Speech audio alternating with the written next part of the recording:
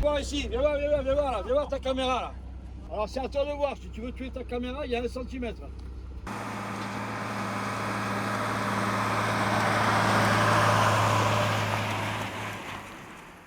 Après les premières péripéties de l'épisode précédent, nous reprenons notre route vers le sud de la France en longeant les côtes du Rhône. Le but ultime est de sortir des sentiers battus et de mettre au défi les capacités de Milou. On est devant le pont du Gard. Sur la route qui descend vers Montpellier, on s'est arrêté, on a vu qu'il y avait le pont du Gard, alors on s'est dit on va voir ça vu qu'on ne connaissait pas. Dans l'entrée, on a vu le parking, il faut 9 €. Ouais. On pensait, est-ce qu'on honte ou non? C'est un peu cher quand même. Mais ouais, c'est impressionnant de se dire que ce pont a presque 2000 ans, ce qui date de 50 après Jésus-Christ. Ouais, c'est hyper sympa. Si vous descendez au sud de France, je pense que c'est bon, on doit passer ici pour entrer. Donc ce pont, il y a 3 niveaux.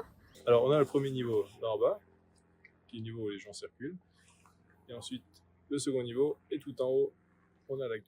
Là on se trouve en dessous du premier niveau, et c'est assez intéressant parce que on disait avant qu'il y a un pont qui a été construit à côté pour la navigation, enfin par la circulation.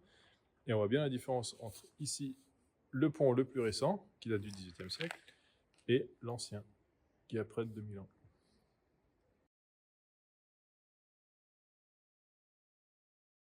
C'est un moment qui est important parce qu'on a marché la première fois, machine à laver. Ouais, on a fait tourner la machine à laver, on l'a lancée, et puis on est allé voir le pont. Donc, On a fait un dit. pique-nique. On a été profiter 12 h, 3 h comme ça. Et puis si on ouvre tout le lock, ça sort, ça veut dire... C'est pas bon signe. Bon, déjà, il n'y a pas de retour, mais bon, ça veut peut-être juste dire que la cabine est bien étanche. Rien collé. Ça marche? Magnifique. Donc, Big success! la machine à laver, c'est dedans. Et puis de l'eau, ça entre de ce câble gris, ça entre là. Et puis de l'eau sale, ça sort de câble bleu jusqu'ici. Jusque dans le bac à douche. Voilà. Et c'est là où on a un petit peu peur. Parce que si jamais celui-là il est bouché, ou si ça sort pas par le tuyau, ben faut que ça sorte quelque part. Et puis ça serait sorti un peu n'importe où. Success! Yes, mate! Notre route se poursuit en direction de l'arrière-pays de Béziers. Nous effectuons une petite halte au lac Salagou et on profite du calme de la basse saison. Ce petit instant de relâche est d'autant plus apprécié car le programme du lendemain s'annonce intense. Au lever du jour, nous avons rendez-vous entre Vignes et Garrigues avec Philippe, qui, après un petit café théorie, nous emmène à travers un terrain qu'il a spécialement aménagé. Le but de cette journée est de nous familiariser avec la conduite off-road et Philippe va prendre un malin plaisir à aller chercher nos limites. Et là on va le mettre en stress. Regarde. Top. Là c'est bon. Regarde. Top. Regarde, là t'es comme ça, tu le sens? Ah ouais, ça va. Va un peu plus vite, tu vas voir. Et là, il faut que tu recules sans avancer même pas d'un centimètre. Si tu avances de ça, c'est mort, tu arraches tout. Viens voir ici, viens voir là, viens voir ta caméra là. Alors c'est à toi de voir, si tu veux tuer ta caméra, il y a 1 centimètre.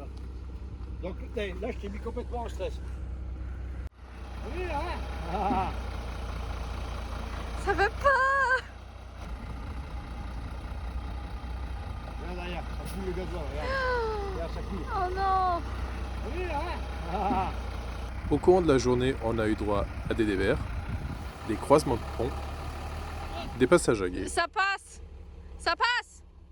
et tout type de manœuvres qui nous ont permis de nous familiariser avec notre véhicule et de gagner en sécurité.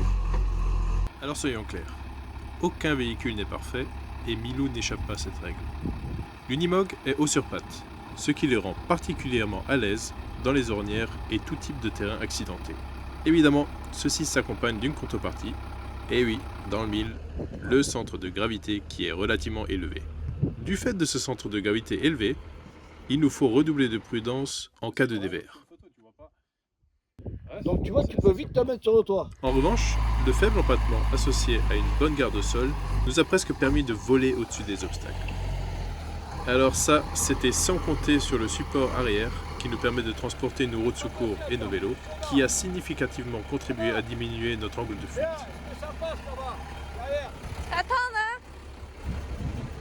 Mais qu'est-ce qu'il raconte avec son angle de fuite? Alors ne vous inquiétez pas, on n'a pas besoin de sortir les outils de trigonométrie. En fait, c'est très simple. Il s'agit de l'angle ou de l'inclinaison de la pente que le véhicule peut tolérer sans que le châssis ne touche. Il y a donc l'angle d'attaque à l'avant, qui est dans notre cas de 45 degrés, et l'angle de fuite à l'arrière, qui est dans notre configuration actuelle de 31 degrés. L'angle de fuite d'origine de notre modèle d'Unimog est de 57 degrés. Il y a donc une différence de plus de 25 degrés entre l'angle de fuite actuel et l'angle de fuite d'origine. Cette différence, elle provient principalement du prolongement du châssis qui avait été effectué lors de la transformation en véhicule pompier. Alors pour nous, ces quelques centimètres supplémentaires ont été bienvenus pour disposer d'un espace de vie plus grand. Évidemment, ça limite les capacités de franchissement de notre véhicule. La lampe, ça passe pas peut-être.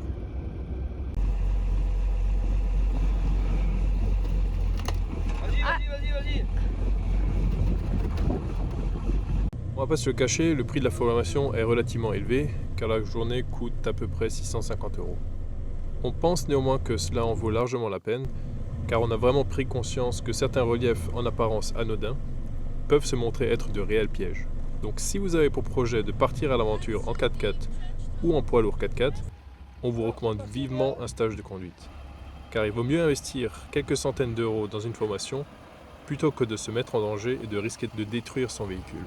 À la fin de notre stage, Philippe nous a conseillé quelques modifications.